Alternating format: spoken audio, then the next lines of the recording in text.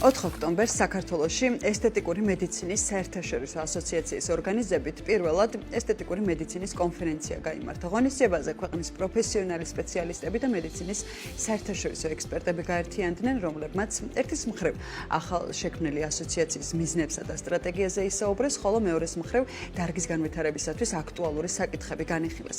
ნიკა მეგუთნიშვილი ესწრებოდა ესთეტიკური მედიცინის კონფერენციას და უფრო მეტ დეტალს იქ განხილული საკითხების შესახებ ახლა თავად გაგვაცნობს პირდაპირ ეთერში. მოგესალმებით ლიკა და გისმით. დილამშვიდობისა, ნინი მივესალმები საქმიან დილას მაყურებელს.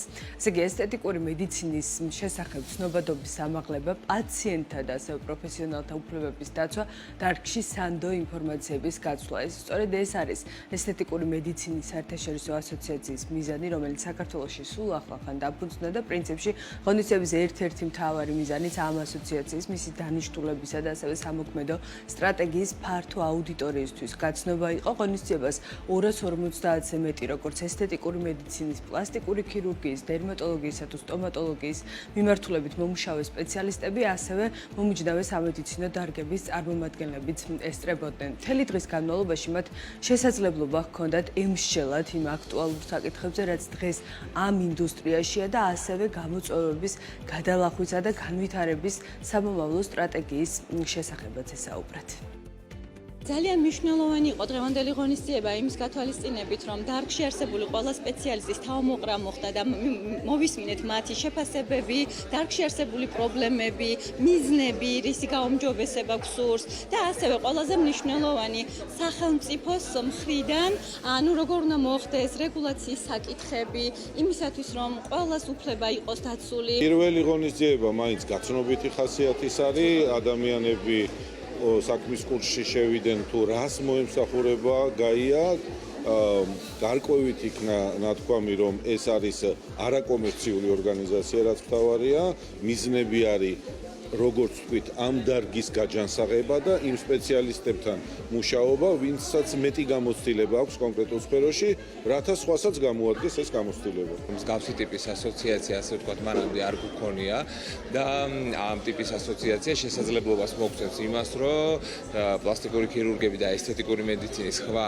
წარმომადგენლები ერთმანეთს შეიკრიბებიან და მიიღებენ რიგ გადაწყვეტილებებს, რომელიც მიმართული იქნება ჩვენი პაციენტების უსაფრთხოებისაკენ, ჩვენი მომდევნო სწავლა და განათლება განვითარებისათვის და ასე შემდეგ. ვფიქრობ, ძალიან მნიშვნელოვან საქმეს ჩაეყარა საფუძველი. ეს ასოციაცია უზრუნველყოფს იმას, რომ ჩვენ თითოეული მათგანი, როგორც სპეციალისტები ესთეტიკურ მედიცინაში მოღვაწე, ესთეტიკოსები, კოსმეტოლოგები, ინიექციონისტები, პლასტიკური ქირურგები და პაციენტები ერთ სივრცეში ვიქნებით და ამით ისეთ მნიშვნელოვან პრობლემებს ან ღონისძიებებს გავატარებთ, რომელიც საბოლოო ჯამში ამ დარგის განვითარებისთვის მეტად მნიშვნელოვანი და ღირებული იქნება.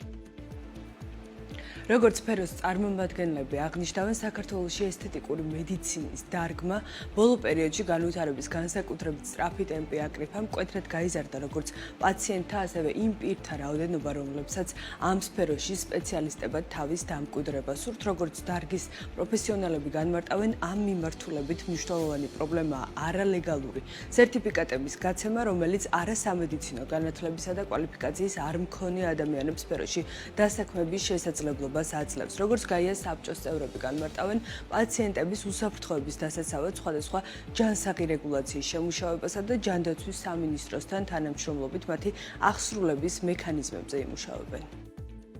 არსებობენ გარკვეული ცენტრები, რომლებიც სამწუხარო ძალიან მოკლე ვადებში ჰპირდებიან მით უმეტეს არამედიკოს, არასამედიცინო განათლების მქონე ადამიანებს რაღაც სწავლებას და შემდეგ გასცემენ აბსოლუტურად არალეგალურ, ასე ვთქვათ, სერტიფიკატებს, რის ხარჯზეც შეუძლია ბრჭყალებში დაიწყოს ამ ადამიანმა მოღვაწეობა, რაც ცალსახად მიუღებელია. ეს არის პრობლემატიკა და ძირითადი მაინც უამრავი სპეციალისტი მუშაობს, თავისი გაგებით სპეციალისტი თუ რაღაც მინიჭებული ამ სერტიფიკატის სპეციალისტი, არა ექიმი ამ სფეროში. და ეს აზიანებს ზუსტად ადამიანებს ჯანმრთელობას, უამრავი გართულებები დაგროვდა და სწორედ ამან მოიტანა იმის საჭიროება, რომ ეს ასოციაცია ჩამოყალიბდოთ. რეგულირების ნაწილში, ანუ ასოციაციის როლი არის ძალიან მნიშვნელოვანი, რადგანაც ჩვენ ვართ შუამავალი რგოლი, ესე ვთქვათ, სახელმწიფოსა და დანარჩენ ექიმებს შორის. ჩვენთან ძალიან ბევრ საკითხზე შესაძლებელია მოხდეს მსჯელობა, ანუ შეთანხმება და ამის შემდგომ უკვე გარკვეული რეგულაციის ცვლილება. იმისათვის რომ სიტუაცია გამოსწორდეს, რაც ყველაზე მთავარი არის, რომ შესაბამისი განათლებისაკენ, ამ სფეროში განათლებისაკენ მიმართული აქტივობები მქონდეს ძალიან ბევრი. რასაც პრინციპში ასოციაცია გეგმავს, რომ ექნება კიდეც.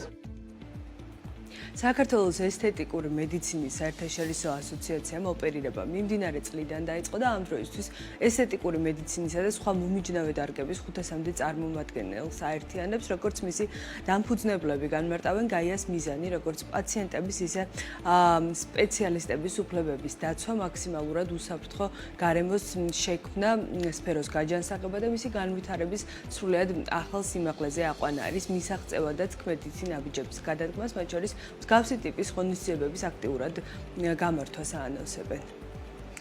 ლიკა, მადლობა საინტერესო ჩართვისთვის. ლიკა მეგოთნიშვილი, BMJ-ის რეპორტიორი იყო ჩვენთან ერთად.